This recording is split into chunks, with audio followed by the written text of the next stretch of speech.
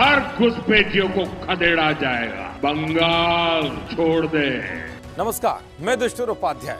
पश्चिम बंगाल के विधानसभा चुनाव में बीजेपी ने ऐसी प्रचंड जीत हासिल की है कि जिसने ममता बनर्जी नहीं बल्कि पूरे देश को चौंका दिया है। जब बंगाल में बंपर बहुमत मिलने के बाद बीजेपी के खेमे में खुशी का माहौल है और चारों तरफ होली और दिवाली जैसी धूम देखने को मिल रही है, तो वही बंगाल में कई सालों से जो बांग्लादेशी घुसपैठिए चोरी छिपे बैठे हुए थे और प्रदेश के नागरिकों का हक मारते हुए सरकार की सारी सुख सुविधाओं का लाभ ले रहे थे, अब वो बीजेपी की जीत से बेचैन और टेंशन में। घुसपैठियों के बीच भगदड़ का आलम यह है कि अब वो किसी भी तरह से बंगाल छोड़कर अपने देश भागने की फिराक में है। बंगाल में बीजेपी की जीत के बाद सोशल मीडिया पर ऐसी कई तस्वीरें वायरल हो रही हैं, जिसमें कई बांग्लादेशी घुसपैठिए बॉर्डर की तरफ भागते हुए दिख रहे हैं। ये वही घुसपैठिए जो कुछ दिनों पहले तक बंगाल में मारकाट मचाते थे, आए दिन बंगाल को अशांति में डालते हुए सड़कों पर उपद्रव करते थे। यही नहीं बल्कि जब पिछली बार विधानसभा चुनाव के नतीजे आए थे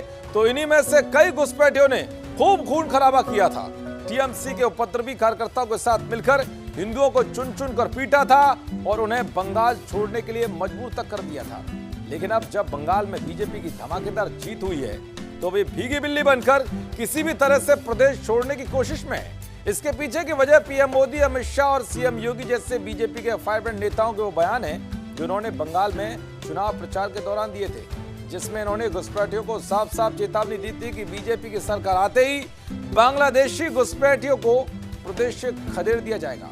बनगांव से मैं डंके की चोट पर घुसपैठियों को चेतावनी देना चाहता हूं। जो भी अवैध तरीके से बंगाल में घुस आया है, जो फर्जी डॉक्यूमेंट लेकर यहां रह रहा है, वो 29 अप्रैल से पहले बंगाल और हिंदुस्तान छोड़ दे, वरना 4 मई के बाद हर घुसपैठियों को खदेड़ा जाएगा। टीएमसी किसी भी घुसपैठियों को बचा नहीं पाएगी।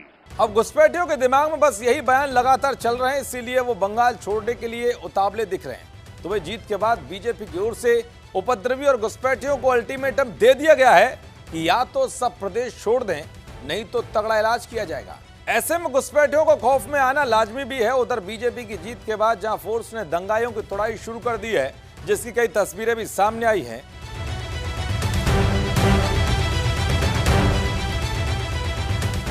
तो वे टीएमसी के दफ्तरों को फूंकने की खबरें भी सामने आई हैं।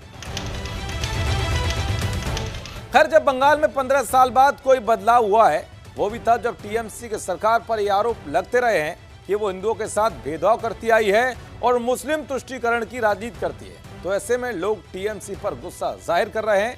अब देखना यह होगा कि आने वाले दिनों में बंगाल में क्या कुछ देखने को मिलता है और बंगाल का सीएम कौन बनता है। देखते रहिए जी न्यूज़। नमस्कार।